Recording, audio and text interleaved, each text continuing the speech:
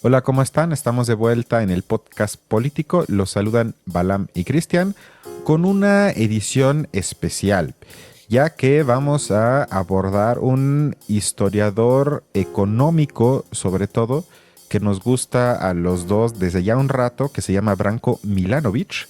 Tristemente, o eso creo, poco conocido Ujú. en la temática que envuelve todos los temas que tienen que ver con estudios, en gran parte empíricos, sobre la economía en la actualidad y en la historia.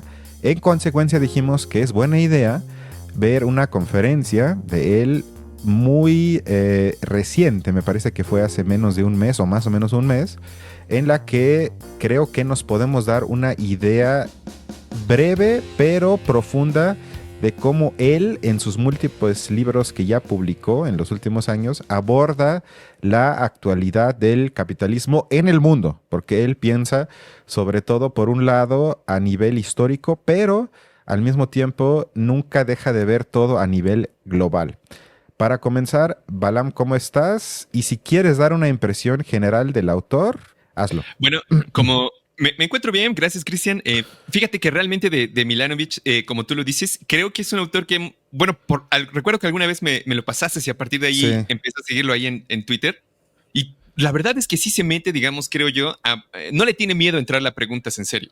Y hace poco te pasé un artículo de él que se Ujú. llama, que, digamos, argumentaba que básicamente la única libertad que vale la pena de la democracia es la libertad de decir no.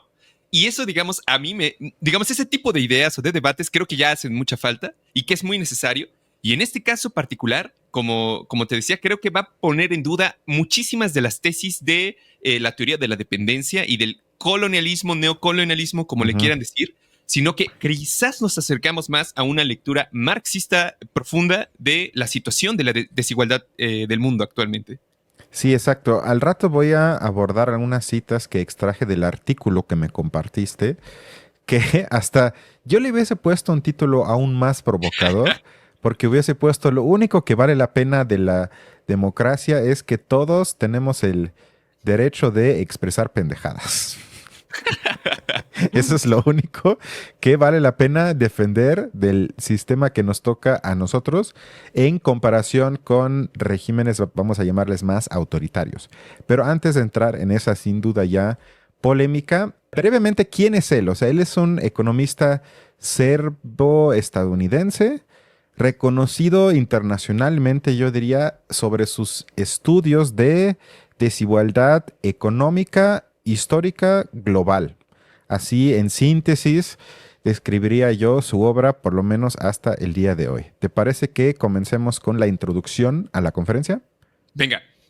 Venga, ahora vamos a escuchar de qué trata y qué tipo de preguntas el moderador le hará a Branko Milanovic. What does it mean to be rich and poor in the 21st century? What do we owe migrants arriving at our shores? Does Chinese state capitalism offer a model for development for the post colonial South? And can we lessen poverty, reduce inequality, and achieve sustainable growth while confronting climate change?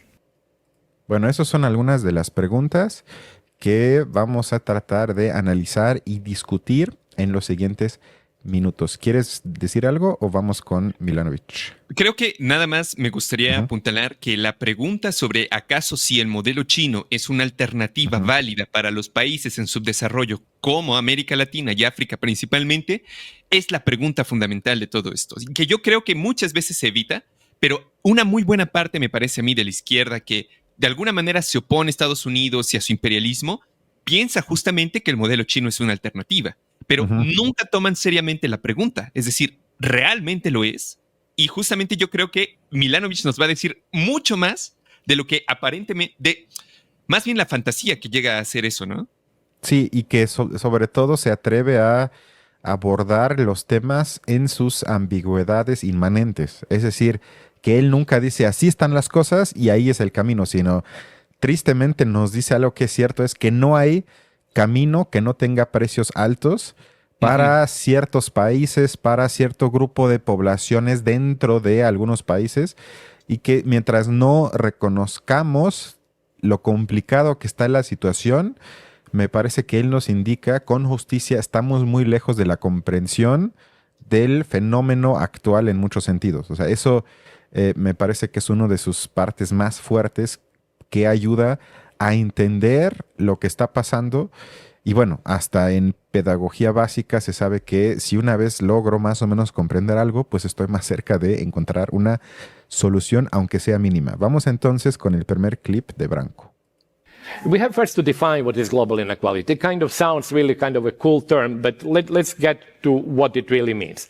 It means that you try to calculate incomes of everybody in the world. Technically 8 billion people. Now, we don't have the data for 8 billion people, but we have reliable and sort of representative household surveys on average from about 120 to 130 countries in the world. Ahora, de lo que se trata, y da una definición breve de qué significa estudiar la desigualdad en el mundo. Suena muy simple, pero tú lo sabes, es bastante complicado, porque él intenta estudiar el ingreso promedio en todos los países que hay datos para ello. O sea, porque si ya nos metemos a la posibilidad empírica de, bueno, ¿cómo yo haría eso? Pues tengo que tener datos. No hay de otra, porque es imposible que yo vaya a todos los países y haga el trabajo por mí mismo, sino tengo que partir del hecho, bueno, primero en qué países hay esos datos, luego en el rango de qué años los publican, porque hay algunos que lo hacen cada 2 años, otros cada 20, otros sabemos que son menos confiables que otros, pero en síntesis de lo que él trata es estudiar el ingreso promedio en todo el mundo. Ya desde ahí simpatizo con él, porque no hay la propiedad simbólica, la culturalización, los sentimientos, las emociones, el nacionalismo, sino dinero. ¿Cuánto gana la gente en promedio? Por lo tanto, ahí no hay mucho que añadir simbólicamente, si no van a ser datos duros que luego ya se tienen que interpretar. ¿Quieres comentar algo o vamos al siguiente audio? Venga. Ok. Ahora nos va a hablar de por qué para él es importante regresar o partir desde una perspectiva histórica. Going all the back to the early 19th century. And the reason why I want to emphasize that is because when you put that in a two-century frame, what you have original global inequality after the Napoleonic Wars. So let's take 1820, that was actually standard beginning, relatively low. Ahora, eso se me hizo interesante porque, para comenzar, yo creo que siempre hay que historizar todo. Eso nunca es algo erróneo desde mi punto de vista, pero más allá de ese paso metodológicamente correcto para mí, es interesante que menciona que hace 2 siglos, casi exactamente 2 siglos, la desigualdad a nivel global era menor. Ahora vamos a escuchar por qué él afirma eso y en qué se basa. Sin embargo, eso yo no sé cómo lo veas tú, pero para mí ya era algo contraintuitivo porque mucha gente argumenta que, bueno, para comenzar, siempre ha habido una estructura absolutamente desigual como la de hoy y que en todo caso esa brecha se va cerrando, que es al revés, Sí, que antes era peor y que, bueno, hoy si bien sigue feo, pero ya es menos feo que antes. Y él nos indica, bueno, hace 2 siglos, obviamente no era el mundo perfecto, yo no quiero regresar ni romantizarlo, pero con los datos duros del ingreso promedio global, la desigualdad era menor que hoy. Efectivamente, y nada más, digamos, me recuerda también mucho al capítulo en el que hablamos de Slobodian, precisamente porque él también hace un regreso al siglo XIX para pensar el desarrollo del capitalismo en el siglo XX y comprender, digamos, de qué se trata en el siglo XXI. Yo creo que es precisamente, varios han estado ya dando este regreso al siglo XIX. Creo que quizás en cierta parte porque era también el siglo en el que los países, o sea, no había otra opción. O sea, todo el mundo era capitalista. Entonces, había únicamente dinámica entre países capitalistas, lo que ya en el siglo XX sí cambió en gran medida. O sea, la Guerra Fría no se entiende sino por esa, digamos, oposición de 2 sistemas distintos. Una vez que desaparece, por ende, es imposible hablar de una nueva Guerra Fría. O sea, eso es por definición imposible, precisamente porque todos los países capitalistas sostienen relaciones entre ellos sin ningún problema. Y me parece también muy interesante, digamos, ahorita lo va a decir más adelante, pero cómo él mismo observa, digamos, una analogía entre el desarrollo de Inglaterra en el siglo XIX y el del capitalismo de China a finales del siglo XX, principios del XXI. Y justamente no pudiéramos tener esta clase de comparaciones sin la perspectiva histórica, como tú bien lo decías. Sí, vamos paso a paso. Ahora él nos va a proponer una analogía interesante para acercarnos más, con un poco más de inmediatez, digamos, a qué tanto ha evolucionado la desigualdad en perspectiva histórica. To give you an intuition, maybe, it's very good that Canada is using the Celsius system, because the intuition is essentially the nice inequality is like nice weather. So it's about 22, 25, 28 degrees. So that's the intuition. To give you another intuition, US is at 41. China is at 45. These are really already hot climates. African countries and Latin American countries are over 50. Now, the world was always much more unequal than each individual country. But it was relatively low. We are talking about the Gini of about 40, with all the world citizens in the early 19th century. It seems to you strange, like how is it that the world was much more unequal than today? But the reason was that differences between the countries were small. You had the richest countries like the Netherlands and the UK, and if you take countries in Asia like China that were already on a decline, or India, the gap was 3-1. And that gap during the 19th century rose tremendously. And during the 19th century and the first part of the 20th century, global inequality went up. Bueno, eso está interesante porque lo que él hace es hacer una analogía con el clima. Dice, bueno, para que ustedes me entiendan qué tan preocupante, es decir, qué tanto nos tendríamos que preocupar por la desigualdad en los países y en el mundo, nos lo dice con temperaturas climáticas. Dice, bueno, algo aceptable sobre el cual no tendríamos que estar tan preocupados sería, bueno, si estamos a 20 grados, a 25, quizás a 30. Pero dice, hace 2 siglos a nivel mundial estábamos a 40 grados. Todo el mundo sabe que si salimos con 40 grados a la calle es incómodo, es preocupante, es algo que tratamos de evitar, por eso hacemos aire acondicionado, para no estar expuestos mucho tiempo en este tipo de clima. Pero luego dice, bueno, en el mundo estamos hoy más o menos en 60 o 70 Celsius. Es decir, que ya estamos en algo realmente destructivo para el mundo, para las sociedades, para los humanos. Perdón, sí. Creo que ese dato del 70 es en la década de los 60, 70 del siglo pasado. O 80s, algo así. O sea que eso pasó y ahorita estamos como en el punto 58. Porque lo que va a decir es que justamente el crecimiento del área asiática ha disminuido esa brecha. Sí, es correcto. Pero sí. antes de que iniciara, es justo que lo que tú dices. O sea, estamos en el 70 grados. Que esta es una traducción del índice de Gini, exactamente, que lo explico un poco antes, pero es si 0 es igualdad total, y 100% significaría que una sola persona tiene la riqueza de todo el mundo, digamos. Entonces, es muy interesante, sin duda, ver que llegó en algún momento a 70 grados, pero luego esto que dice de que en los países latinoamericanos estamos arriba de 50. O sea, ya ni siquiera en el siglo XIX, que era .40, que en Estados Unidos, ahorita por lo que dijo, es como .41, .42, o sea, están más desiguales, pero aquí estamos en una situación todavía peor. Es increíble, ¿no? Como, bueno, no increíble, pero muy, muy, muy preocupante. Preocupante. O sea, justo él dice que son temperaturas, para quedarme en la analogía, que no nos deberían de dar igual y que tendría que ser el punto número 1, o por lo menos en el top 3 de las agendas en todos los países, en todo el mundo. Y no los tweets de Felipe Calderón. Pero bueno, vamos al siguiente audio en el que él establece otra categoría interesante que me parece que casi no se toma en cuenta el día de hoy. Escuchemos. The second component of global inequality, which is inequality within nations, also went up. For example, England probably peaked in UK peaked inequality in 1860s, 1870. US probably 1910. So there were 2 components. First, people became more unequal within their own countries, and the countries themselves became much more unequal, and that was the key element. They actually expanded global inequality.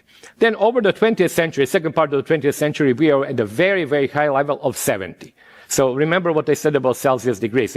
70 is like not even Sahara during the daytime reaches that number. So that was the level of inequality. And I want to emphasize that because we have two different movements now in the last 30 or 40 years.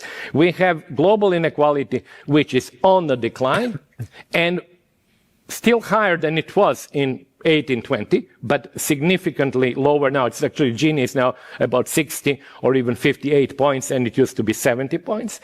And at the same time, we have inequalities within nation states going up. And of course, I don't need to tell you about that. You read about that every day in the newspapers. US inequality has gone up. In Canada, inequality has gone up. In Sweden, inequality has dramatically increased over the last 30 years.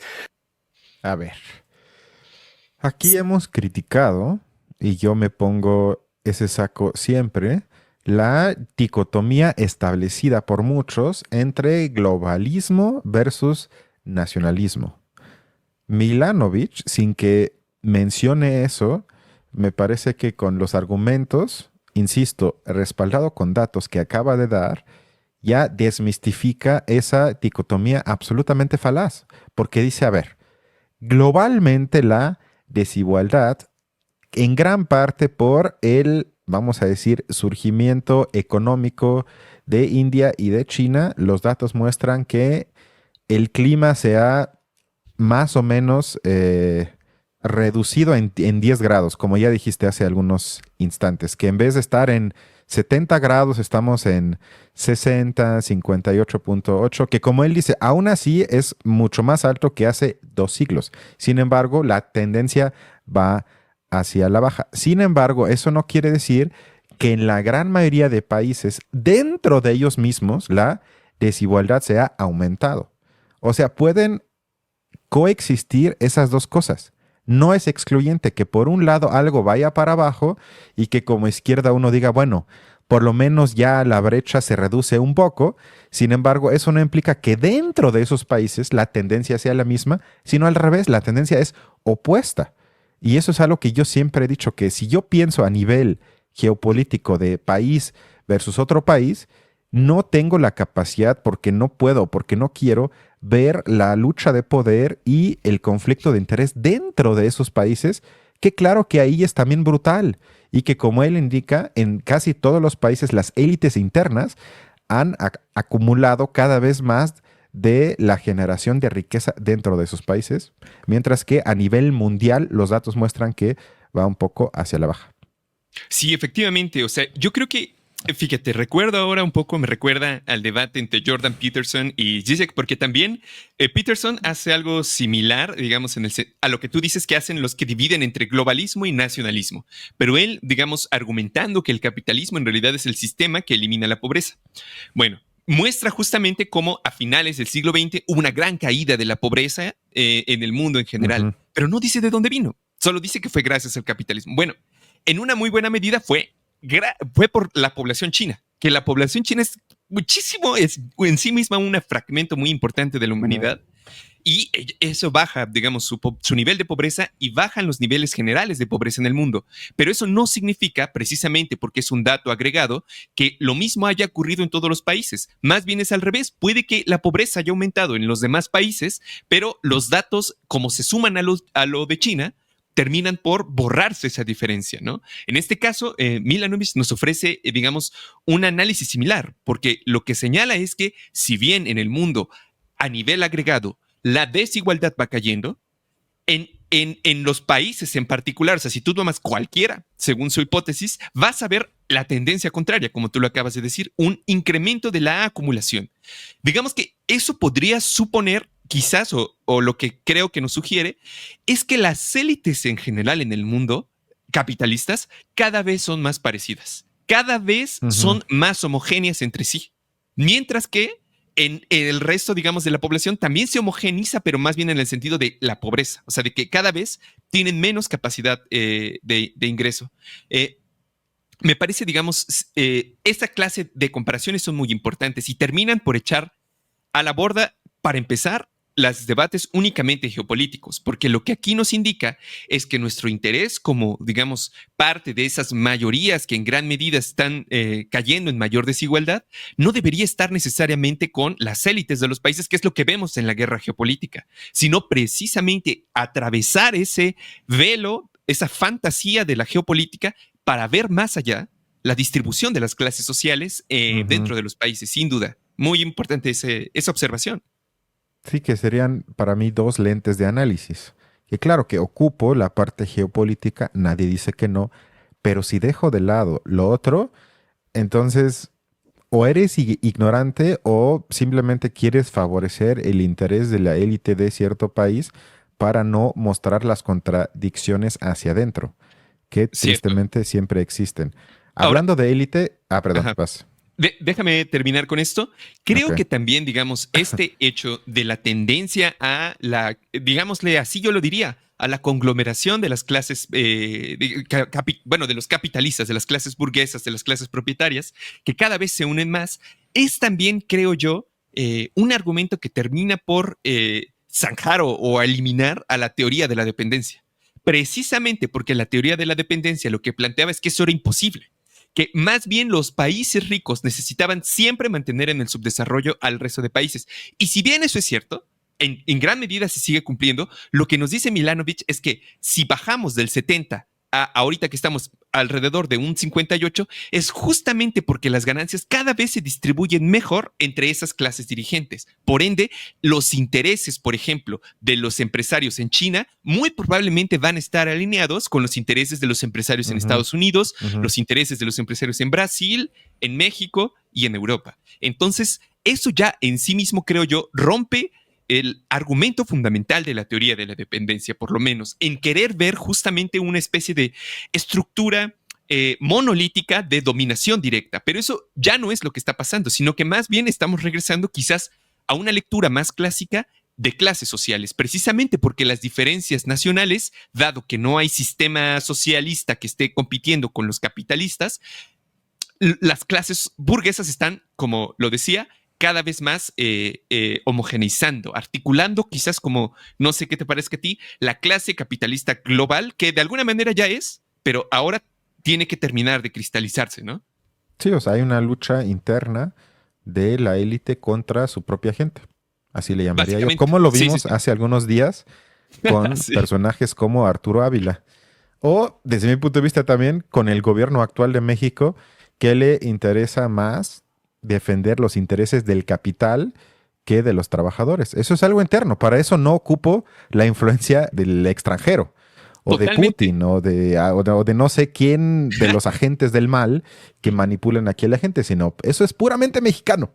Viva México con eso. O sea, no ocupamos de fuerzas del extranjero para que haya conflictos de interés en México. Eso, digamos, es que para mí, en síntesis, el mensaje, insisto, empírico de Branko Milanovic, porque lo mío es a nivel teórico, pero él dice con datos, eso está pasando, que llevamos fácil medio siglo con un aumento interno de la desigualdad en casi todos los países. Ahora Efectivamente. vamos a la parte en la que él aborda el problema de la élite y su formación. Vamos primero cómo él argumenta que ya es otro tipo de élite. Ok, venga. That you have an increasing proportion of people in rich countries at the very top who are both richest capitalists and richest workers. In other words, you have people who have very high labor income, which puts them in the top decile by labor income, and they have very high capital income, which puts them in the top decile by capital income. And this is a very new development. If you think of classical capitalism, you had at the top either landlords or capitalists. You never had workers who would be there in the top 10%. If you think of more developed capitalism, you would have people like lawyers, doctors, and others who would be there in the top 10% by total income, but they would not be in the top 10% by capital income. In other words, they would have high income from professions, but not from property. But we now have people who are both rich in terms of property and so-called human capital.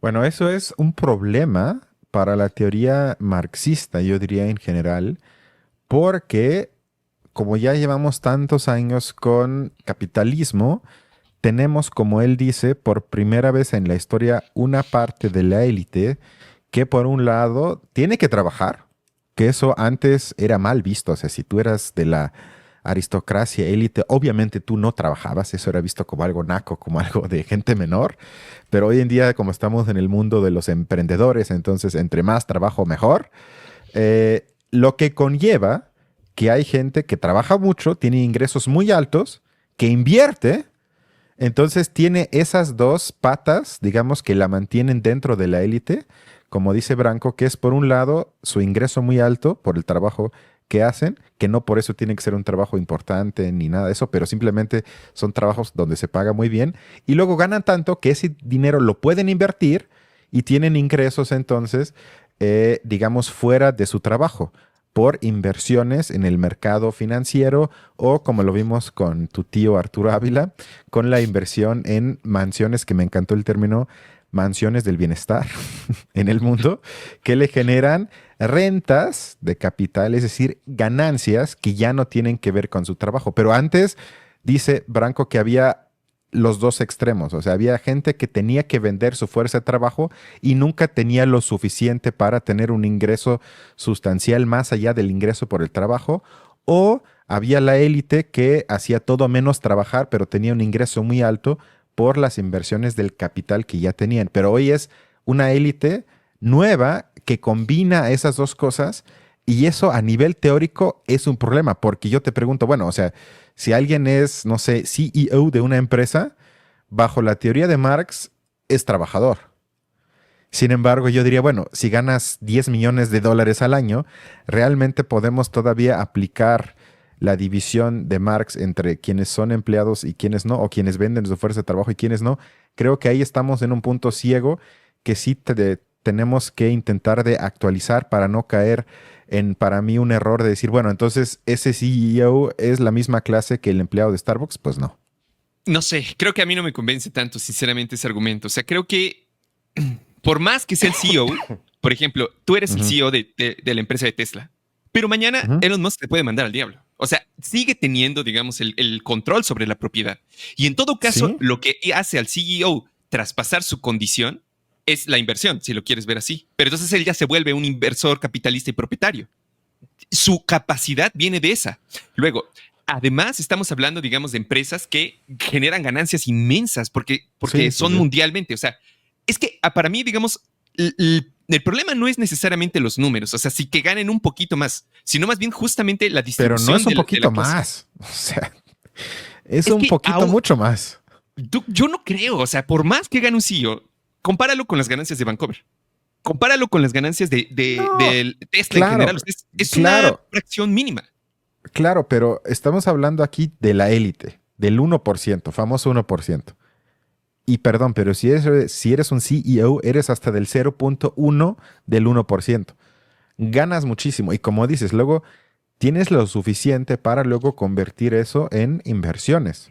Que ahí ya estoy de acuerdo, ya no serías el trabajador, sino el que vive de su capital. Es decir, que ya en la teoría de Marx ahí más o menos habría orden.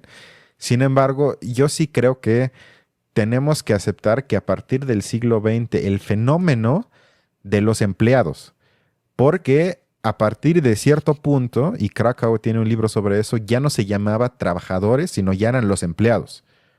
Ya era entonces la cultura de los empleados, como le llama Krakow. En México se conoce de manera célebre los godines, los famosos godines, que van en su trajecito, 3 horas en metro, a veces sí, pero bueno, van con su trajecito, van a la empresa y se asumen no como trabajadores, sino como empleados. Y eso genera una de complicaciones que creo que sí tenemos que abordar a nivel teórico para para evitar, perdón, de no comprender lo que está pasando.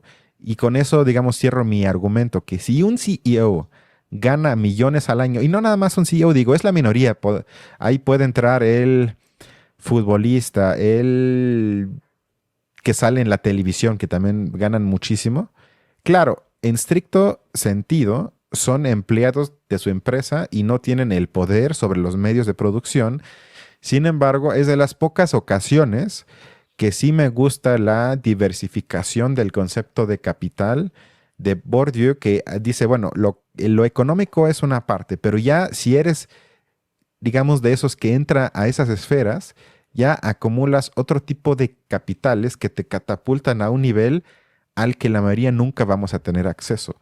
Y sí, a pesar de que tú no seas dueño de algo, yo sí diría que a partir de cierto número de millones que ganes al año, sea como sea, entras en la élite. Porque, como lo vimos, insisto, hace algunos días con Arturo Ávila, los mecanismos de inversión aún así van a venir porque ya tienes demasiado que vas a poner, como dirían hoy, a poner a trabajar tu capital, que trabaja por sí mismo, como todo mundo sabemos. O sea, sí me parece que tenemos que, como lo hace Branco, meter una complicación teórica para no quedarnos, para mí, en un anacronismo de decir es lo mismo la clase trabajadora de Es Inglaterra que ahí, por que vio ejemplo, Marx con el CEO de Apple, para mí tienen poco que ver. el argumento de Marx sí creo que es más inteligente que eso, porque realmente no es solamente, digamos, la cantidad de ganancias. Es decir, aquí el problema de Marco es que es el problema, digamos, dialéctico que pasa con en general las investigaciones. Si tú ves la generalidad, pierdes lo particular. Si te focas en lo particular, pierdes la generalidad. En este caso, creo que no debemos de perder de vista que por más particulares que sean esos CEO, son orgánicamente profundamente necesarios del capital, o sea, los necesita, son totalmente aliados de ellos, son parte fundamental de su desarrollo. Las empresas, digamos, como el capital en sí mismo, solo puede realizarse a través de ese tipo de acciones. Y estos sujetos también, es decir, forman parte de una burguesía funcional, incluso si no son propietarios plenos.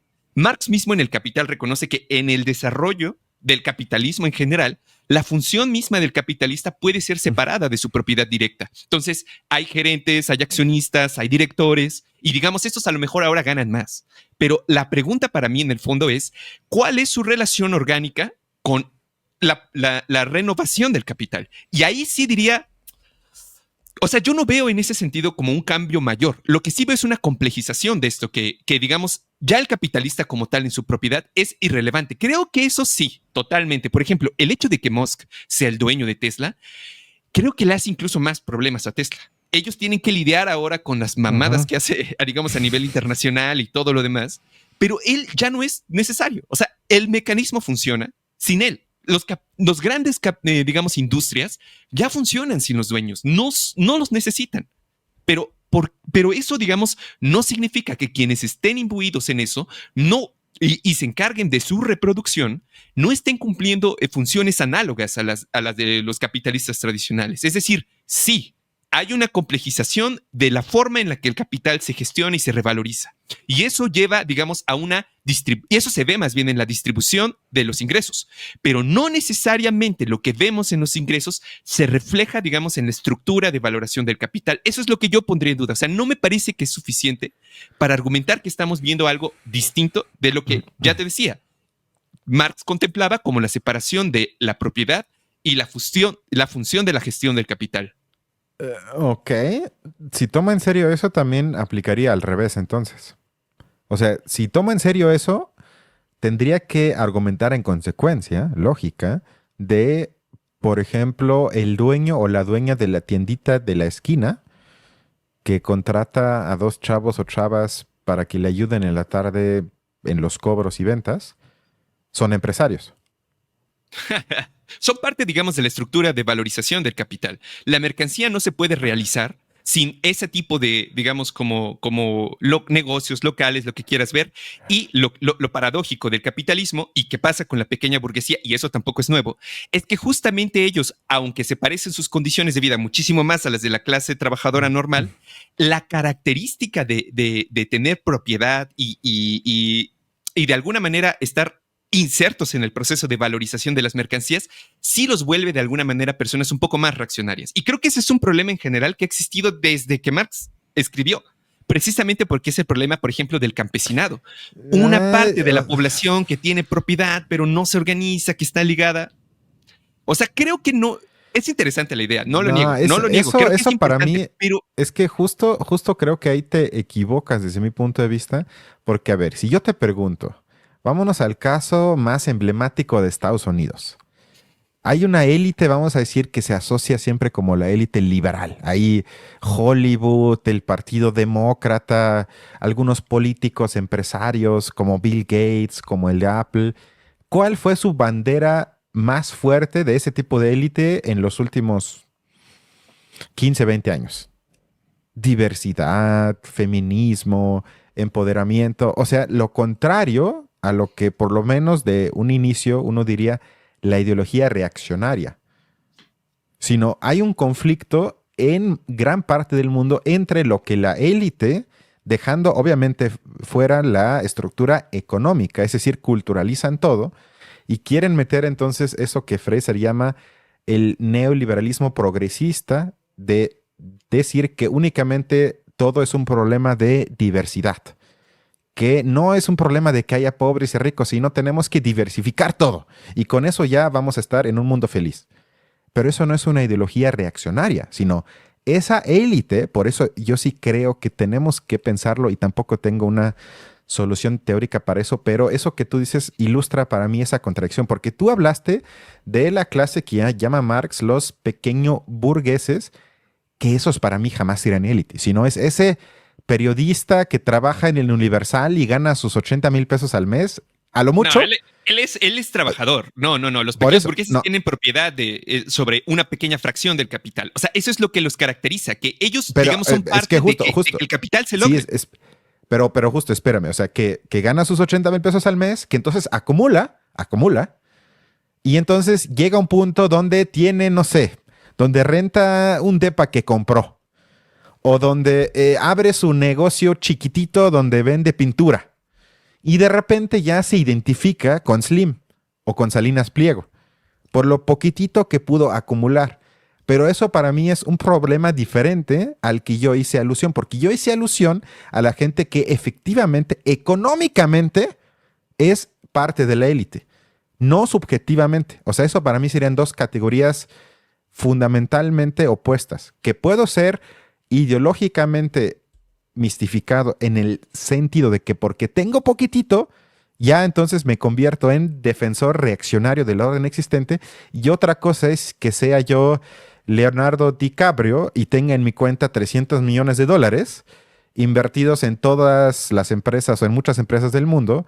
Eso para mí son dos cosas diferentes. Y si te fijas, ideológicamente esos dos grupos, para llamarlos de alguna forma, argumentan casi de forma opuesta. Tienes los que tú llamas los pequeños burgueses argumentando de forma reaccionaria sin duda, pero tienes a los que yo asumo como élite argumentando en contra de ellos a favor de un mundo igual y más empático y más diverso y a favor de la diversidad y los gays se pueden casar y todo eso que ya sabemos. Precisamente porque objetivamente pertenecen para mí a dos estratos diferentes de la sociedad. Ahora, la pregunta del millón, que tampoco vamos a encontrar hoy el punto, sería ¿cómo conceptualizo eso para convertirlo en teoría y con eso tener más o menos una comprensión un poco más estructurada del fenómeno? Pero sí creo que no podemos evadirlo. Yo creo que, de nuevo, creo que se pierde, digamos, cuando se ve lo particular, se pierde la generalidad. O sea, estos pequeños burgueses, si lo quieres ver así, ellos mismos, creo yo, están en una ideología de que tienen que lograr la reproducción de las mercancías, aun cuando a lo mejor no se den cuenta que haciendo eso, en el fondo también están ayudando a que justamente los ingresos se acumulen y a la vez ellos pierdan esa posibilidad de hacer negocios. Es decir, más bien es una irracionalidad muy grande lo que nos enfrentamos, pero creo que es importante, digamos, no perder de vista que lo más relevante, creo yo, para el análisis en ese sentido es la relación estructural con los medios de producción y el grado de control que tienen sobre la extracción.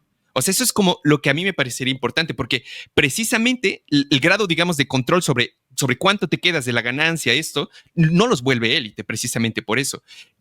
Pero tampoco los vuelve plenamente.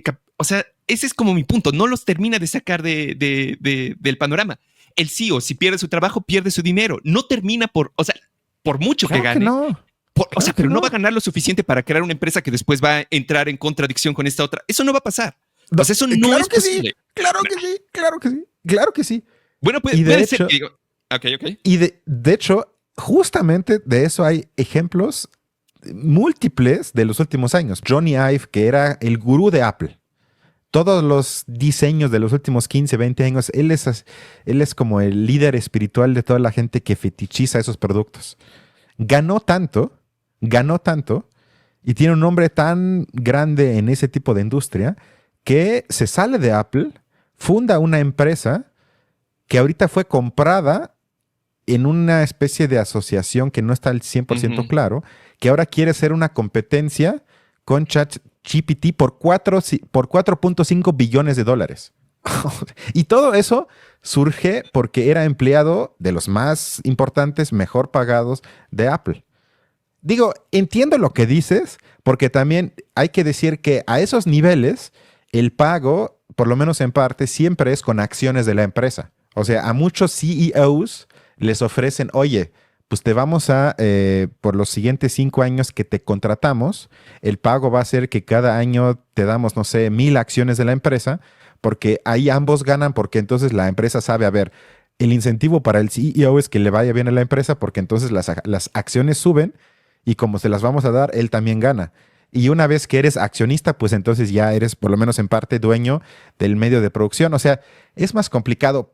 Sin embargo, las discusiones alrededor de ese tema sí me parecen importantes, porque no es lo mismo, insisto, no me parece lo mismo tener, para irnos así a lo más local, a lo más inmediato, tener depa en Polanco, trabajar, vamos a decir, incluso en espacios como la Ibero, como Telmex, tener un puesto ejecutivo, ganar tus 150,000 pesos al mes, viajar por todo el mundo, contaminar, apropiarte de mucho más socialmente generado y luego tener además la capacidad de hacer outsourcing con cosas que tú no quieres hacer, que tienes la empleada de la casa, que tienes al empleado de no sé qué, de tus clases de tenis, que tienes al chofer en muchos casos, que tienes al que te ayuda con esto, que tienes al señor que te lleva acá.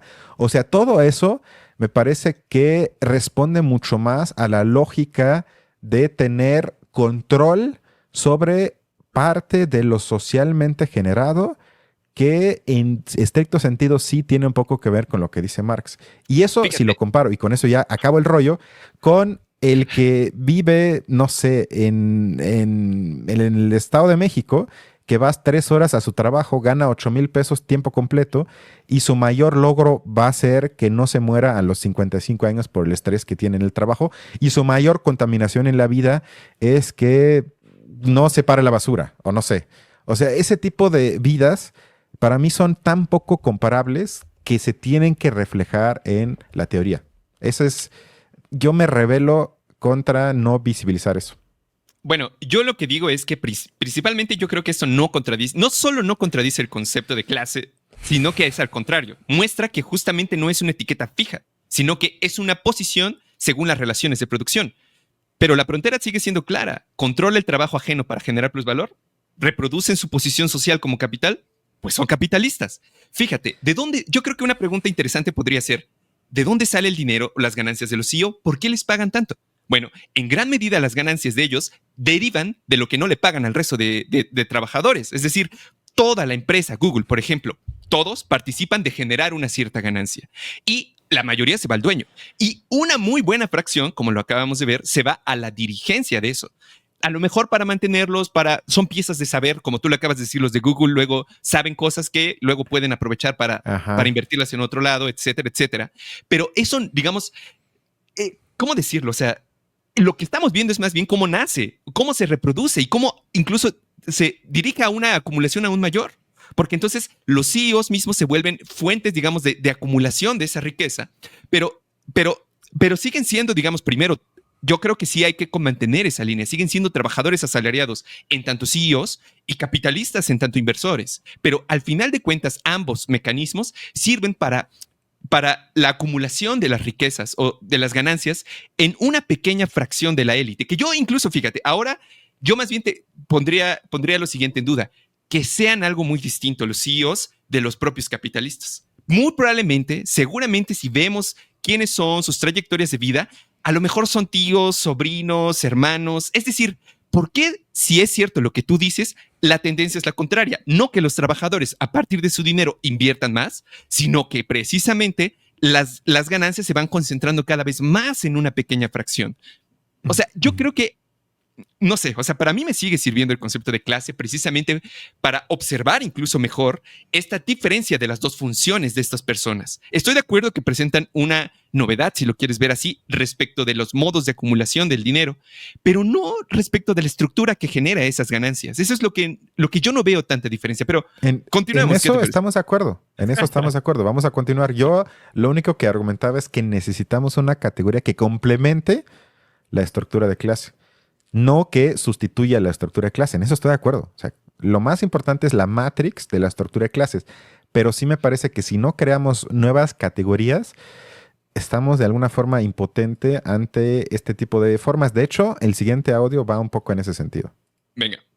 Especially in a one-party system, being a member of the party and having political connections and having private business is really the winning combination. And that itself also represents an elite. So we see the two elites of the political capitalism and liberal capitalism having certain features which are somewhat unique, because obviously in the case of China we have had this rapid transformation, but we see also, I think, that the elites have several tools to be rich. So it's no longer only capital, only labor. It is labor, capital, connections, membership of the party, political influence. So all of that, or meritocracy, in the sense that, of course, people go to the schools that then guarantee you best jobs and so on. So we really have, I think, to some extent, formation of the elites. And it's no longer, I think, simply sufficient to talk about class structure. I think that we, as I said, we have difference in the fundamental way that people acquire income and wealth compared to everybody else in those countries. Ese es mi argumento. O sea, que no basta ya con la estructura de clases, sino la reproducción y formación de élites tiene ya tantas aristas que tiene que influir en el análisis desde mi punto de vista. Y lo vimos de nueva cuenta hace pocos días con Arturo Ávila. Ese para mí es un buen ejemplo de cómo uno... Mejor ejemplo, sin duda. Se crea acceso a la élite, en este caso de México, bueno, y también a nivel mundial, porque como bien indicas, o sea, una casa de $5 millones, eso no nada más es élite en México, eso es élite en el mundo. Pero todo lo que él menciona es, bueno, ¿dónde estudia? ¿Con quién se relaciona? ¿Cómo tuvo acceso a ciertas cosas? ¿Cómo se comporta? Todo eso son, para mí, reproducciones de la sociedad actual que Marx no pudo ver porque todavía no le tocaron. Y sobre todo yo diría, para ya avanzar si quieres a otro tema, es que ese tipo de gente efectivamente, yo diría, de manera objetiva, tienen que defender el statu quo porque les conviene. O sea, claro, o sea, si yo tengo ese puesto, suponiendo que trabaja mucho, que a veces yo dudo eso, porque para ellos ya todo es trabajo, incluso ir al gimnasio ya trabajo mucho, pero vamos a suponer que sí trabajan mucho. Si tu ingreso es $10,000 al mes o más, pues yo también diría, pues bueno, pues eso está a toda madre. Pues yo quiero que esto siga así. ¿Por qué yo quisiera un cambio? O sea, objetivamente ahí ya está complicado, sino el problema es que ese tipo de nivel de vida no es sostenible si la gran mayoría de la gente tuviese ese nivel de ingreso. Simplemente eso no se puede, sino si mantenemos eso, siempre ese tipo de ingresos va a estar reservados para una super minoría. Más bien eso es el problema. Pero bueno, ¿quieres avanzar al siguiente clip? No, yo creo que en ese clip es donde tengo más que decir de todos. Porque precisamente él está hablando, lo que nos acaba de decir es que en China hay algo distinto que Marx no vio, que justamente es que, lo dice un poco antes, pero que en los 80s, ¿quiénes eran el 10% de los más ricos en China? Es miembros del partido, básicamente. O sea, eras miembro del partido, ganas bien tu puesto de burócrata, entonces eras de élite, llegas a esos niveles. No existe capitalismo. Pero ahora en día es al revés. O sea, ya no hay, o más bien, la mayoría ya son capitalistas, es decir, sí son gente muy fuerte que gana mucho dinero, pero los premium, los más así como hasta arriba el top, son los que juntan las dos cosas, que son tanto capitalistas como miembros del partido. Ahora, yo creo que justamente lo que pierde Milanovic en este punto es que la clase social, la clase, digamos, ser burgués o proletario, como lo quieras decir, es que no lo son hasta que no tengan una organización política. hasta que no lo son. O sea, lo que Marco describe como algo relativamente novedoso, esta unión de política y economía, está en el fondo del concepto de clase.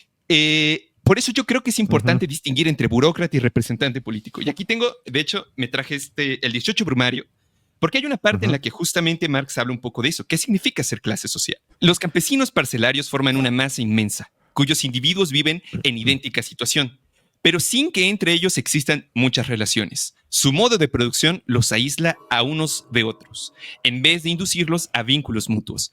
Este aislamiento es fomentado por los malos medios de comunicación de Francia y por la pobreza de los campesinos. Su campo de producción, la parcela, no admite en su cultivo división alguna del trabajo ni aplicación alguna de la ciencia. No admite, por tanto, multiplicidad de desarrollo, ni diversidad de talentos, ni riqueza de relaciones sociales.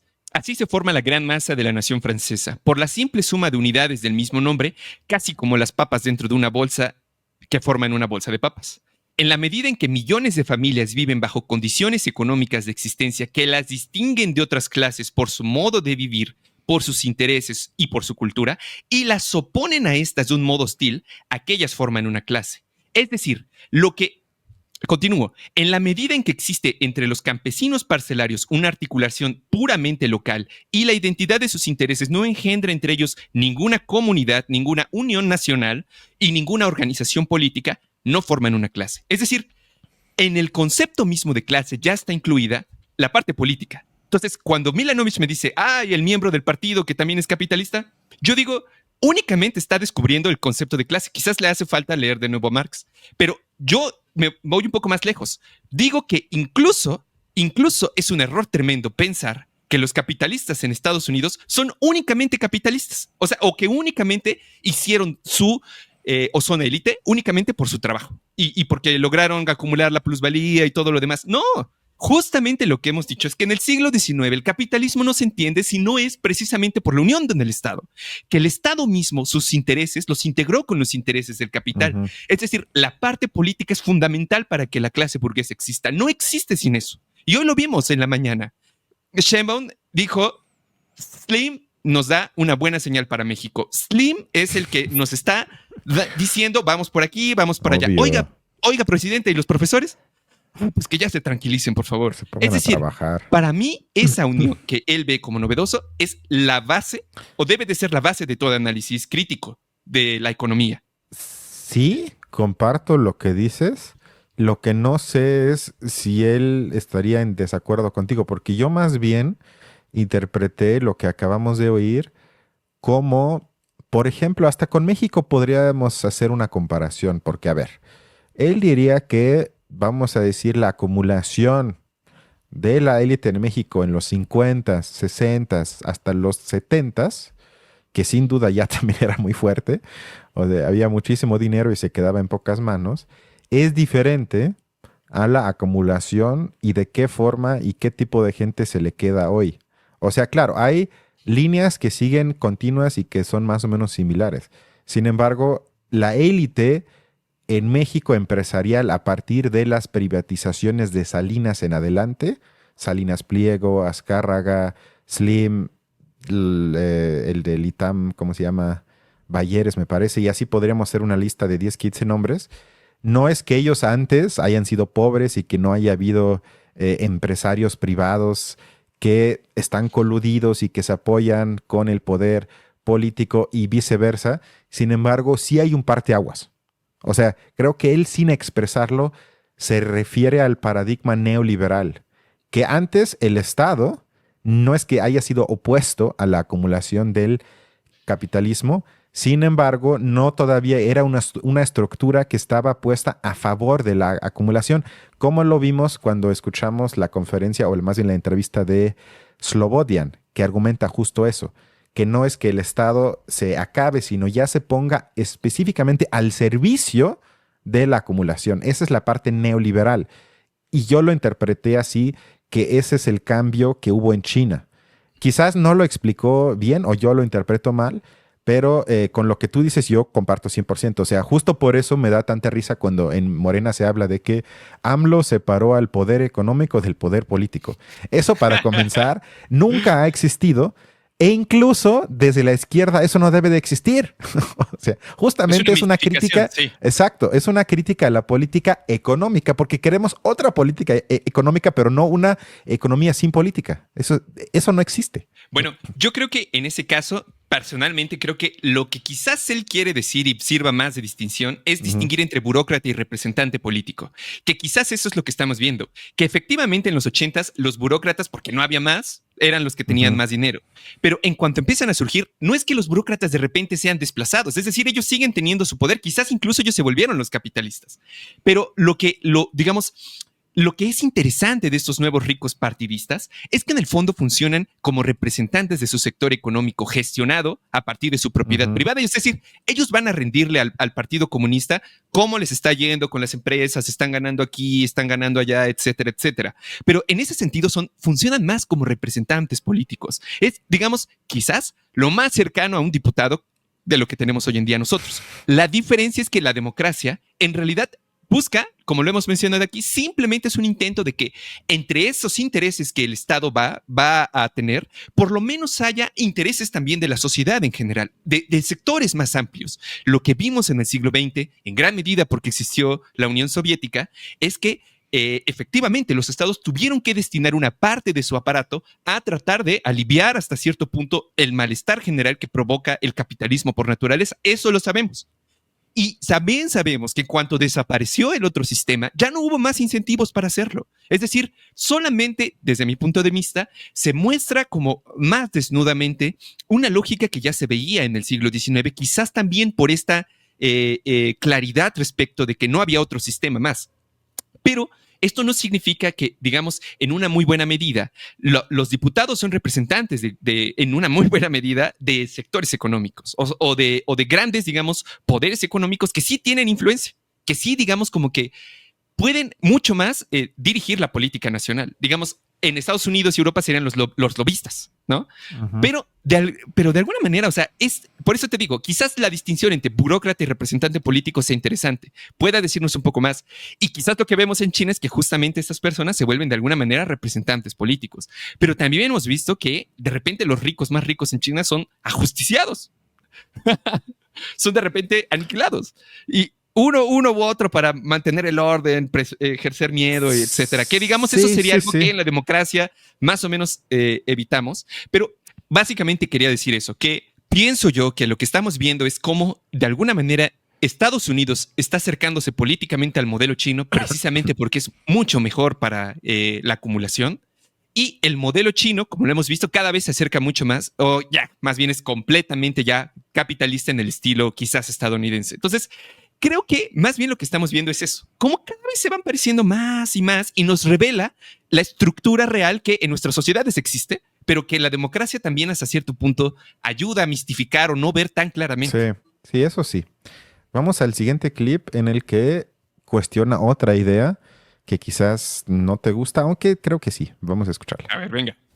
You mentioned we are 99%, right? That was the slogan of the time.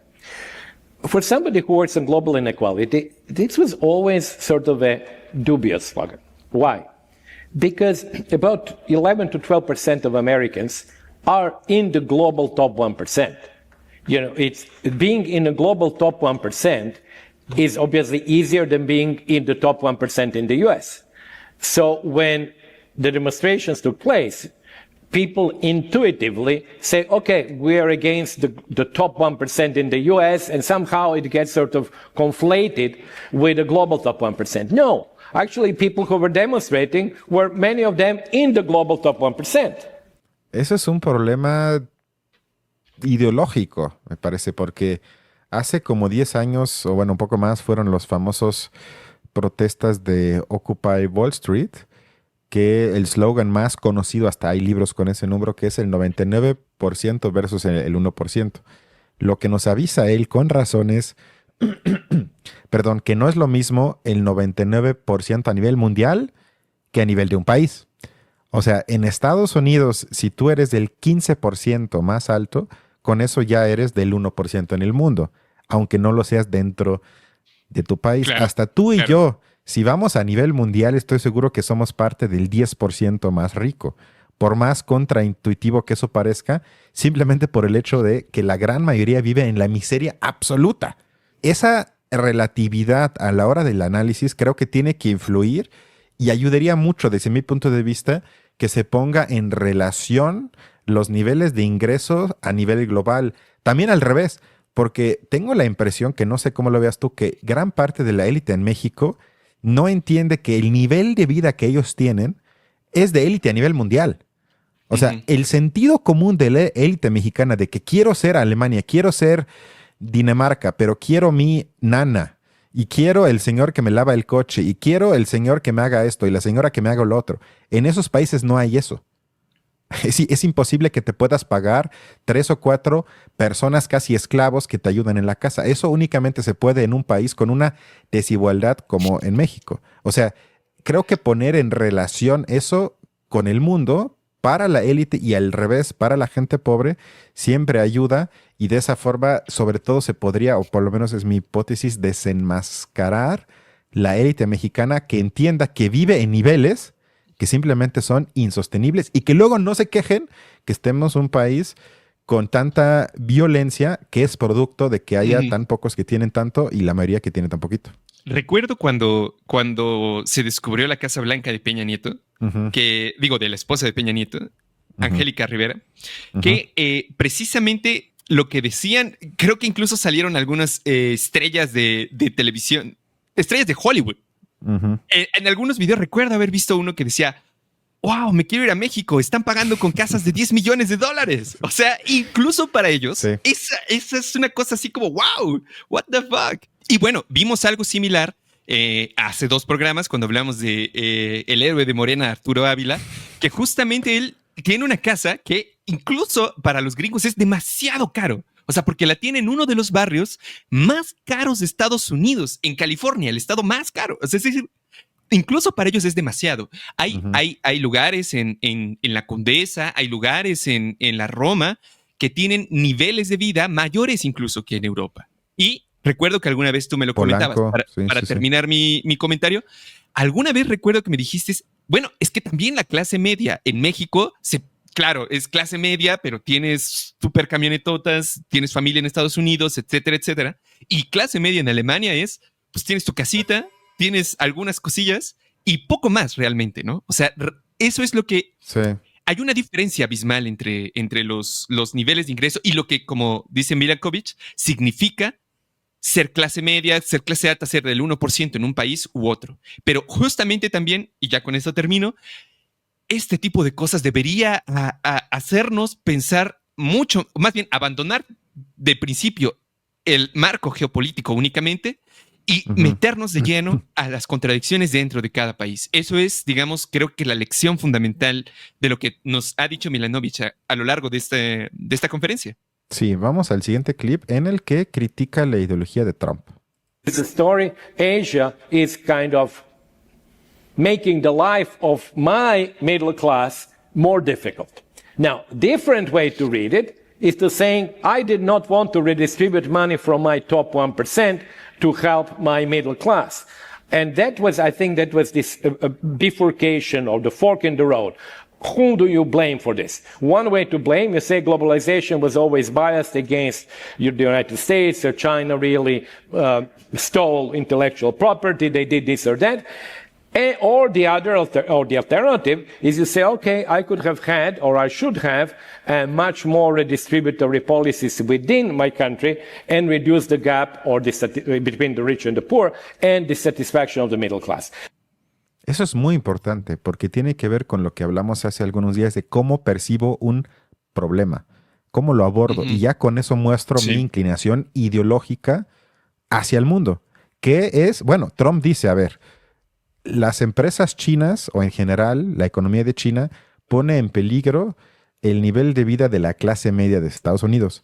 Por lo tanto, él dice, bueno, vamos a hacer aranceles y vamos a crear una guerra económica para perjudicar a la clase media china. Se convierte entonces en una lucha entre comillas, una clase media versus la otra. En cambio, la percepción desde la izquierda tendría que ser, bueno, y no será más bien el problema no el ascenso de China, sino la no distribución de la riqueza dentro de Estados Unidos. y que incluso el ascenso de China no le afectaría al nivel de vida de muchos de Estados Unidos si se repartiera mejor la riqueza dentro de ese país.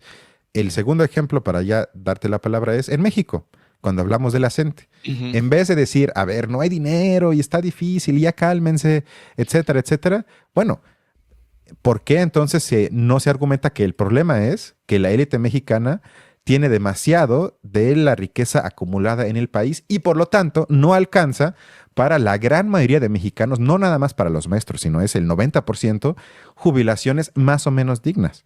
En vez de decir que el problema es que no hay lana, el problema es que sí hay, pero está en las manos equivocadas. O sea, esa, digamos, advertencia me parece muy oportuna en el sentido de que nos presenta la no falta de alternativas en la política, que eso es lo que a mí más me alerta cuando políticos argumentan es que no hay de otra.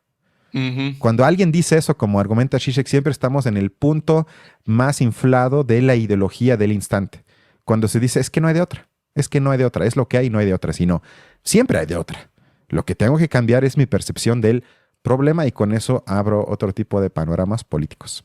Sí, total. Incluso, digamos, es una propia utopía decir que no hay de otra o que esto es todo, porque esa misma tesis cae. O sea, no se sostiene a lo largo del tiempo, aunque nosotros no querramos. Las situaciones van a cambiar incluso en los momentos, digamos, que menos se lo esperan la gente. Por ejemplo, hace 3 años, 4 años, seguramente los que eran capitalistas de ciertos periódicos y de cosas así nos imaginaban que la IA iba a llegar y arrasar un aparentemente status quo bastante estable que nunca los iba a amenazar, etcétera. Bueno, regresando a lo que decía Vilanovich, creo que, digamos, tiene toda la razón. Y fíjate cómo lo que dice esto de que quiere quitarle, digamos, no quiere quitarle a las élites para distribuirlo entre las clases medias, pero es que va más allá incluso porque hace poco quitó impuestos, entonces su manera, digamos, como de darle a las clases medias es bajar la cantidad de dinero que tienen que entregar al Estado, que después ese es dinero que en teoría les regresa a ellos en forma de servicios. Bueno, lo que está diciendo es ya no nos entregan más dinero, quizás haya menos servicios, pero ahora ustedes van a tener más dinero individual,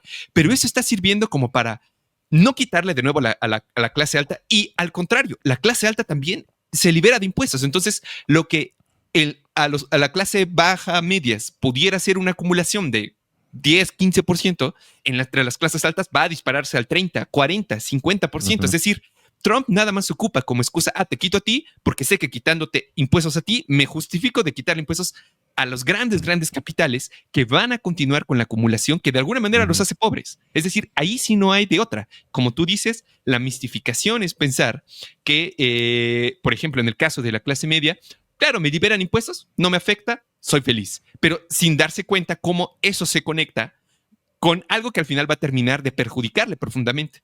Milanovich va a decir, bueno, ¿qué podríamos hacer a nivel global?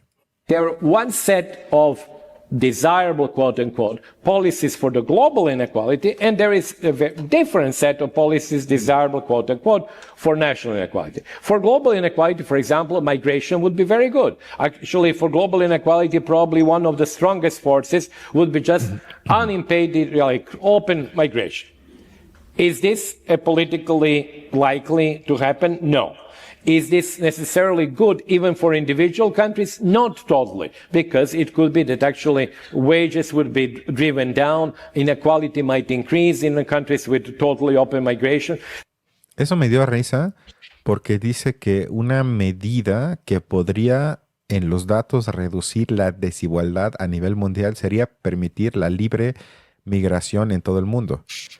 Y ahí vemos de nueva cuenta esa simultaneidad, que por un lado eso bajaría el índice a nivel global, pero sería una catástrofe a nivel de los países, porque para comenzar sería un caos y en segundo podría aumentar la desigualdad dentro de esos países. Pero como tenemos más o menos a 2 billones de humanos excluidos de casi cualquier tipo de bienes, con que metas eso a los pocos países donde más o menos hay, obviamente la gran mayoría se vería afectado en su nivel de vida, pero aún así tener tan poco para los que estarían ingresando sería una mejora en su nivel de vida y por lo tanto a nivel global bajaría el índice de desigualdad. O sea, él lo muestra no como una iniciativa política que él apoyaría, sino como un ejercicio de qué pasaría si hubiese migración libre, y en los datos eso ayudaría, sin embargo, pues no es algo practicable.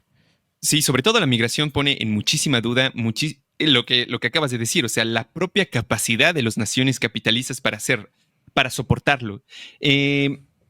Pero aún así, fíjate, yo creo que también, bueno, no, continuemos con el siguiente, porque creo que ya lo que tengo es un comentario final para la conferencia de Milanovic. Está bien. Ahora un punto interesante del moderador que habla de la llamada predistribución, que se usa mucho menos que la redistribución. Vamos ahora, bueno, ¿qué se podría hacer previo a la desigualdad generada? To focus on what some scholars describe as pre-distribution.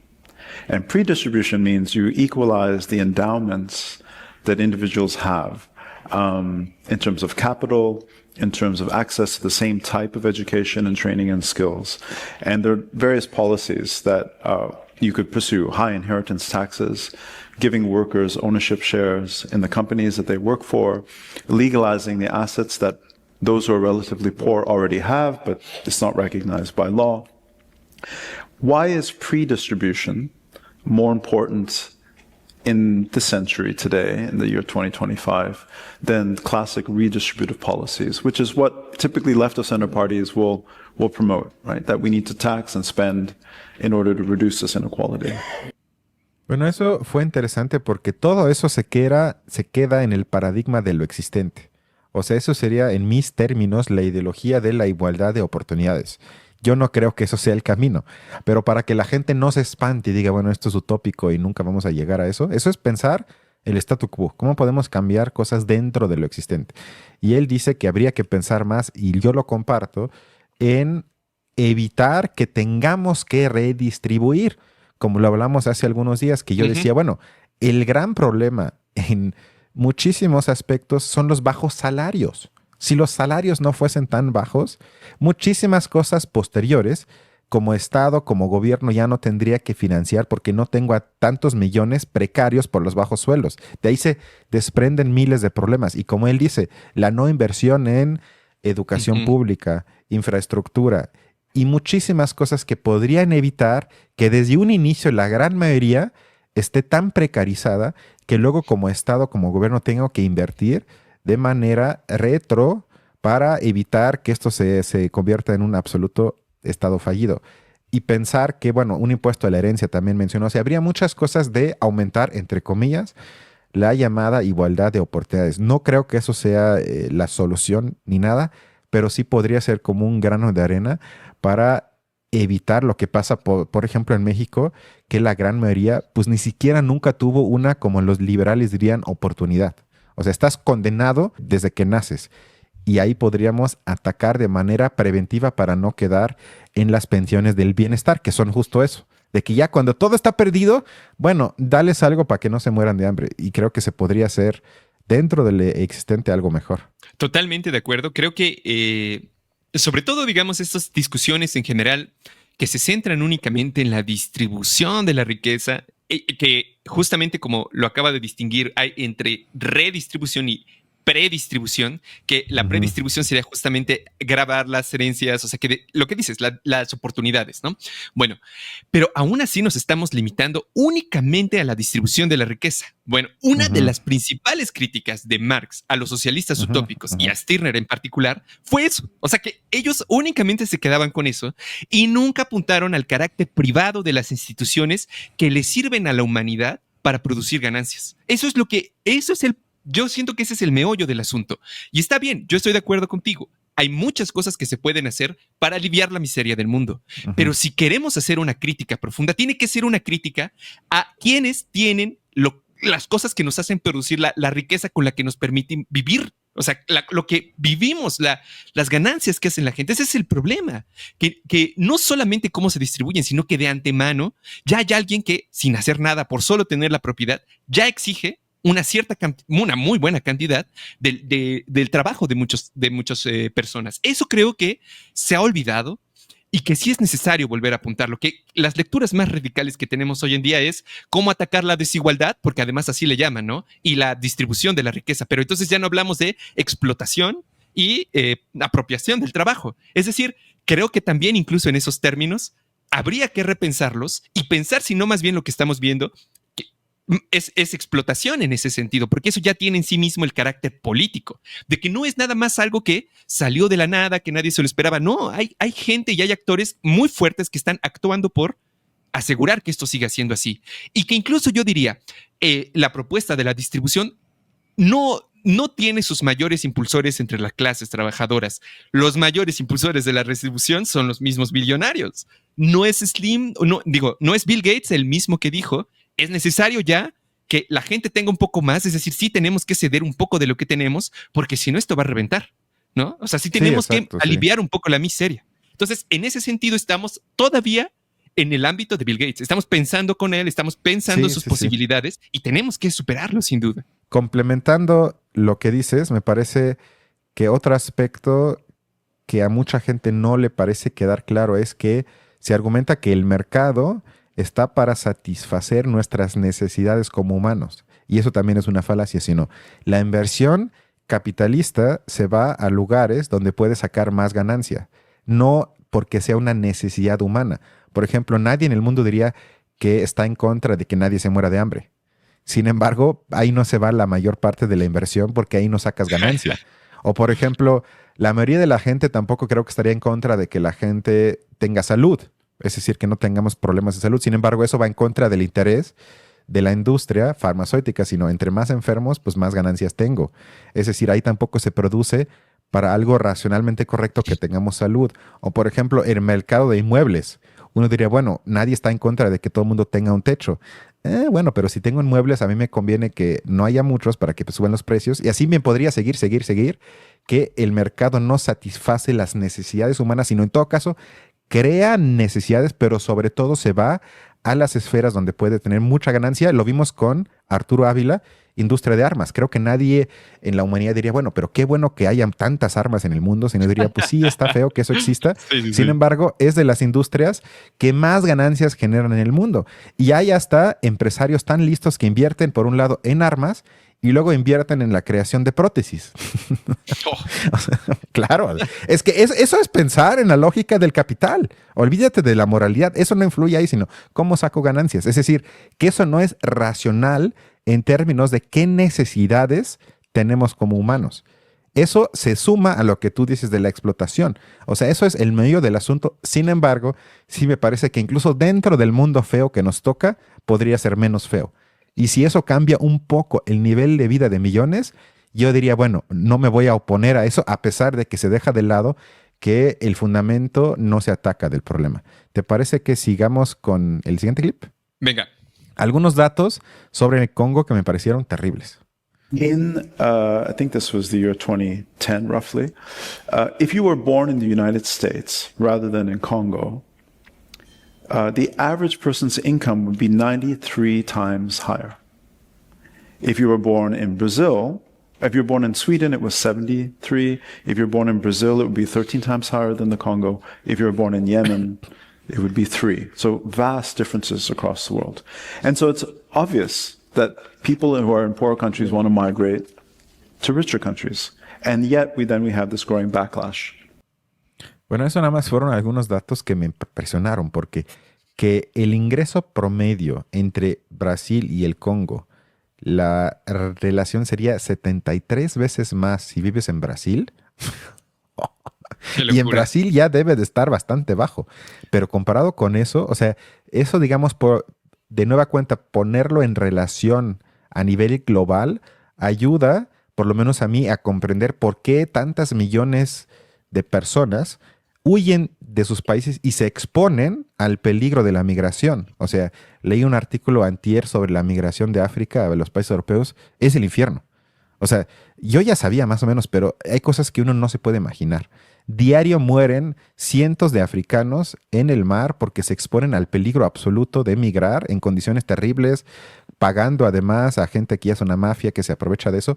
Pero cuando los entrevistan les dicen, es que es eso o nada. O sea, yo tengo una vida tan fea que prefiero asumir ese riesgo que vivir en el infierno, que ni siquiera creo que se le puede llamar vida, en esos países africanos. Y lo mismo aplica para Congo, que casi siempre está como en el top 3 de los peores países para nivel de vida en todos los sentidos. O sea, creo que eso también deja claro que si no cambia eso, cada vez va a haber más olas de migración y ahí no hay forma de frenarlas, excepto, como ya la derecha en el mundo lo plantea un poco, que los mates. O sea, perdón, los tienes que matar. O cambias el sistema para que ya no tengan que migrar, o los tienes que matar, porque esa gente no tiene nada que perder.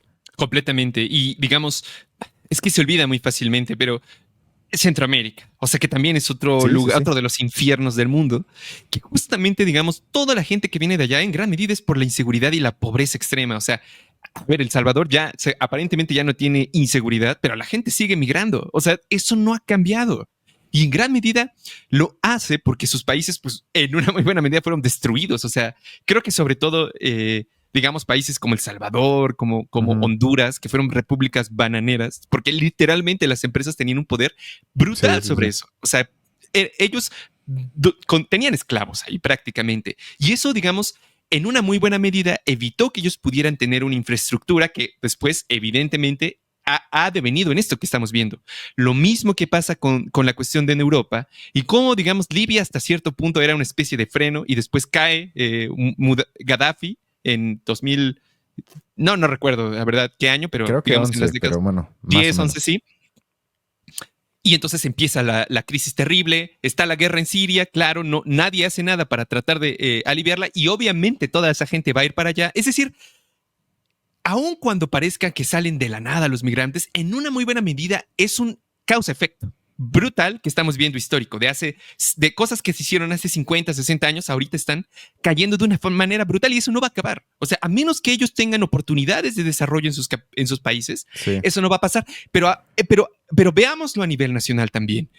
¿Por qué el nivel metropolitano en el área de la Ciudad de México es tan grande? Es que vive más gente incluso que en la ciudad y son lugares de dormitorio donde donde el trabajo se acumula y la riqueza se acumula es en la ciudad, que sigue siendo aún así pésimamente distribuida. Pero esas digamos, millones de personas, tenemos nuestra inmensa crisis al interior. O sea, esas personas abandonaron sus pueblos en Oaxaca, abandonaron, digamos, lugares en Guerrero, y si no se van a Estados Unidos, se van a los pocos centros de miseria que hay aquí en las ciudades. Es decir, es verdaderamente, esto lo vemos en todos lados, a nivel macro como a nivel micro. Es realmente triste como eso es otro punto que casi no se habla de la migración interna en los países. O sea, que también es una tragedia. Sí. Porque, sobre todo, nada más un punto breve, que eso es otra muestra de la irracionalidad del sistema actual. Porque racionalmente uno diría, a ver, sería positivo que la gente viva cerca de su lugar de trabajo, ¿no? Por muchas cuestiones. Sin embargo, es justamente al revés. O sea, por eso la línea del metro que conecta, por ejemplo, con Polanco o que conecta con algunas zonas de mayor ingreso, están tan llenas porque hay un ejército de trabajadores del sector servicio en todos los sentidos que diario se mueve para allá para atender a esa gente y luego irse 2, 3, 4, 5 horas a los lugares donde les alcanza para vivir. Y eso genera tantos problemas, contaminación, tráfico, menos tiempo de vida. ¿Qué de racional tiene eso? Absolutamente nada. Es una locura que afecta a todos, pero tiene que ver con una lógica inmanente. Ahora, ya para ir terminando, creo que faltan 2 clips, máximo 3, pero creo que 2. Ahora, otro punto interesante de Branco. We all, if I were to ask everybody here, are you in favor of equality of opportunity? Everybody would say yes. You know, there is no single society practically in the world, actually even North Korea, that officially would say, no, we are against equality of opportunity. We want really Kim Il-jong to, by definition, his family, that they will be always in power. The fact that it happens, but ideologically they are not in favor. So we are all in favor of equality of opportunity. But the question then becomes, what is the limit of what is the border of that, what is the frontier of that equality of opportunity? And when you say, okay, so why not equality of opportunity for everybody in Congo, as you were saying before, people then actually are startled by that. They say, well, I never thought of this. It's actually only within my nation state. So, but that's a philosophical issue. De nueva cuenta, tenemos que pensar a nivel global. Porque él hace un punto contraintuitivo, porque si haríamos una encuesta, bueno, estás en contra de que todas las personas tengan las mismas oportunidades, la gran mayoría diría, claro que sí, todos somos humanos, todos valemos lo mismo. Digo, claro, siempre hay una parte racista, nazi, que quizás dirían que no, pero la gran mayoría sí. Pero ya cuando complicas el asunto y dirías, bueno, entonces, ¿qué pasa con la gente, por ejemplo, del Congo? Y podrías irte a muchísimos países. Ah, bueno, pues quizás nada más para los mexicanos. Y ya ahí estoy en una contradicción, como él dice, ideológica, filosófica, económica, que si no la pienso, me quedo de nueva cuenta en la mistificación del problema y hasta dentro del país se podría hacer eso, porque en gran parte depende en dónde naces. Ni siquiera dentro de México se puede hablar cercanamente de las mismas oportunidades para todos, pero mucho menos a nivel mundial y aún así la mayoría de la gente firmaría eso. O sea, creo que se tendría que tematizar más para despertar esa contradicción en el pensamiento de la gente. Sí, sí, es muy cierto. Ok, ahora ya el último clip que le puse la ciudadanía deslocalizada. Vamos a ver de qué trata esto. Ok. Think of the fact that actually citizenship has become an asset. You mentioned it before because of the citizenship premium, but it is an asset, which is interesting how that asset has become even what they call degrounded. In the past, if you were a citizen of the country, you were generally making income in that country, living in that country. But think of the fact that nowadays, and now with Trump, many more Americans are degrounding themselves. So they still have the asset, which is American citizenship, but they can go live in France and get paid, I suppose, through Social Security because they have retired or through other investments with money that is essentially the result of the US investment in the Philippines or China. So you have a total degrounding. In other words, the citizenship has become a piece of paper which gives you the rights to a certain number of advantages, or in some cases disadvantages. And I think it's actually what is interesting is in a global world, as I was saying before, it has become degrounding. You don't need anymore to live in Canada or the United States. You can actually have the citizenship and go somewhere else. And draw your income, not even the country where you're the citizen. You can draw your income from totally somewhere else. And that's also a new phenomenon, which I think is the result of globalization and our ability to move. And that ability, let's be stopped there, that ability itself is not the same. If you're in a poor country, you cannot move easily. And if you're in a rich country, you can. Eso es otro punto importante. Tomar en cuenta las ventajas que te da tener cierta nacionalidad, pero no tanto por el hecho de que puedas viajar por el mundo, que algunos dirían, bueno, eso es para ellos lo más importante, sino que ya te puedes deslocalizar. Y eso en México sucede muy a menudo, que como tú ya dijiste hace rato, que la élite en México, claro que tiene su visa para ir a Estados Unidos a cada rato. Muchos tienen contactos, familias, conocidos, esposas, novios en España, claro, por el pasado, etcétera. Y algunos otros ya de plano viajan por el mundo todo el tiempo y tienen sus, como dijo Branco, negocios ya esparcidos de manera mucho más global que lo que me parece que mucha gente se puede imaginar o se quiere imaginar. O sea, tenemos una clase social en el mundo, dentro de cada país, que ya se asume muchas veces mucho más cosmopolita que nacionalista, si bien cuando es el mundial y en algunas cosas sí también gritan Viva México y luego eso me da un poco de miedo. Sin embargo, esa deslocalización de la gente con capital y la capacidad de adueñarse de muchas partes del mundo me parece una distinción de clase que tendría que ser hoy parte del análisis, porque como dijo Branco, o sea, en la gran mayoría de países, incluso dentro de los países ricos, puedes dividir a la sociedad entre la gente que usa nada más, para dar un ejemplo, el avión 1 o 2 veces o 3, 4 veces al mes, o nunca, o 1 o 2 veces al año. Y ahí ya podrías como distinguir de quiénes forman parte de esa élite o de esa clase social mundialmente deslocalizada por el dinero que tienen y quiénes están más anclados, pero no porque quieren, sino simplemente porque no les queda de otra. Y creo que, y con eso ya acabo, eso aporta por lo menos en parte a la comprensión del resurgimiento del nacionalismo reaccionario en muchos países, es que cuando ya no te queda nada, entre comillas,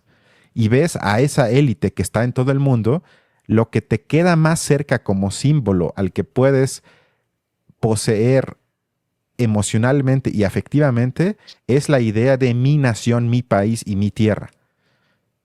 Y creo que se explica en parte por eso, que no es porque la gente desde un inicio abrace esas ideas, sino eso es lo último que les queda, que les genere cierto sentido de pertenencia y les genera una oposición a los que ya consideran, como diría alguien como Jalife, a los globalistas, que ya no tienen patria, los vendepatrias, los que ya viven en Londres y trabajan en París. Esos no, sino yo soy y de hecho todos los populismos de derecha le hablan a ese tipo de personas apelando al sentimiento de hagamos grande el país otra vez contra esos que ya no tienen patria. Pero, insisto, todo eso se reduce a los que tienen el capital para ser cosmopolitas, que yo simpatizo con esa idea. El problema es que la gran mayoría está excluido de eso. Sí, realmente creo que es una idea muy potente la que dice Milanovic de el pasaporte como un asset, ¿no? Como un activo. Ándale. Es realmente muy, muy potente y como tú dices, creo que apunta hacia allá. En el fondo también, claro, los nómadas digitales también en una muy buena medida puede ser que simplemente son trabajadores que en su país no alcanzan a tener eso y ven otros países mucho más baratos y dicen, bueno, puedo más vivir ahí con una situación más estable. Pero también, digamos, creo yo, ¿cómo decirlo? Como que sin querer, obviamente, sin que nadie lo diga ni nada, también es un ejemplo más de cómo la división de clases en el mundo es cada vez más presente en términos transnacionales. Es decir, es menos esta diferencia, digamos, entre naciones, ¿no? Nación rica, nación pobre, tipo de la teoría de la dependencia, y más de nuevo que se está formando una especie de clase transnacional deslocalizada, es decir, todo lo que le pasó a las empresas de alguna manera se hace. Creo yo que esto se podía ver incluso desde los migrantes. Ya el hecho mismo de los fenómenos de migración del neoliberalismo, creo que se corresponden con la deslocalización del capital, pero ahora estamos viendo justamente este fenómeno que viene desde los países como más ricos que empiezan a competir ahora con los trabajadores de las naciones más pobres, pero como tú dices, si finalmente el nacionalismo es una acción reaccionaria ante ese tipo digamos, distribución, también creo que, no sé, o sea, creo que ahí hay como una contradicción, ¿no? Porque por un lado, digamos, como que efectivamente el nacionalismo querría que esos mercados se queden únicamente en lo nacional, pero al mismo tiempo la internacionalización del capital y todo lo demás evita que eso sea posible. O sea, es muy difícil. Ve, por ejemplo, Alemania, por más nacionalista que es ahorita, necesita de gente extranjera. O sea, necesita que llegue gente. Necesitan mano de obra que no la tienen ellos y que tiene que venir de afuera. Esa necesidad estructural de un trabajo deslocalizado es digamos, como correspondiente a lo que pasa con los capitales. Es verdaderamente una observación muy, muy brillante.